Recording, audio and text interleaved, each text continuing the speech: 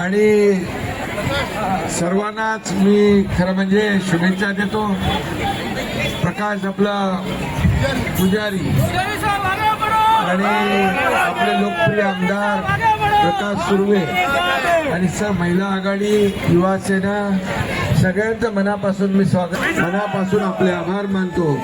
आता काल परवाच निवडणूक जाहीर झाली आहे आणि सुपारी फुटली आहे, लगीनघाई सुरू झाली आहे आणि आपण सगळे कामाला लागलेला आहात। मी एवढंच आपल्याला सांगतो की जेव्हा मी मुख्यमंत्री होतो तेव्हा 2.5 वर्षात जे काही काम झालं मुंबईकरांना माहीत आहे।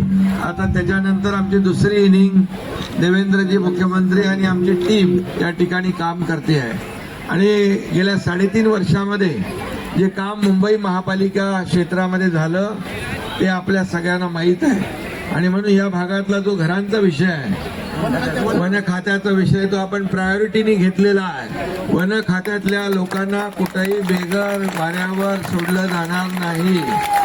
इथं आता तुम्हाला टनेल पण इकडून होतोय ना पुढं, आणि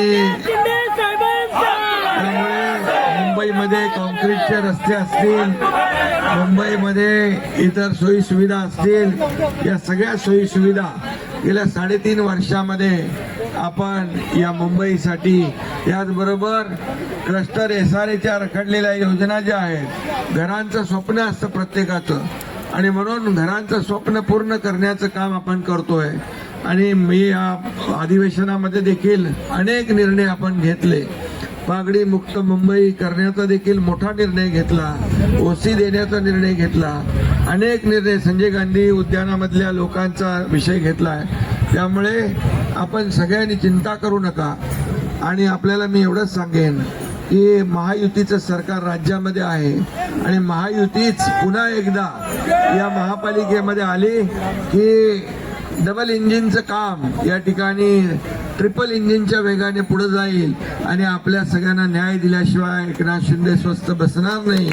आणि म्हणून महायुतीचा भगवा झेंडा या मुंबई महापालिकेवर आपल्याला फडकवायचा आहे आणि त्यासाठी मी फक्त शाखा भेटीसाठी आलो, पण शाखा भेटीसाठी इथं तर मोठी सभा, जंगी सभा झाली आहे आणि म्हणून मला वाटतं पुन्हा इकडे येण्याची गरज नाही ना।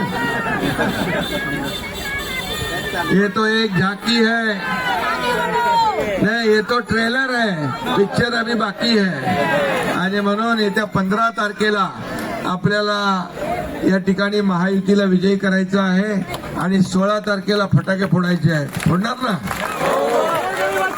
सभी लोगों को मैं बहुत बहुत धन्यवाद देता हूँ, सभी लोगों का अभिनंदन करता हूँ। सगळ्यांना खूप खूप शुभेच्छा, मनापासून आपल्याला धन्यवाद। जय हिंद, जय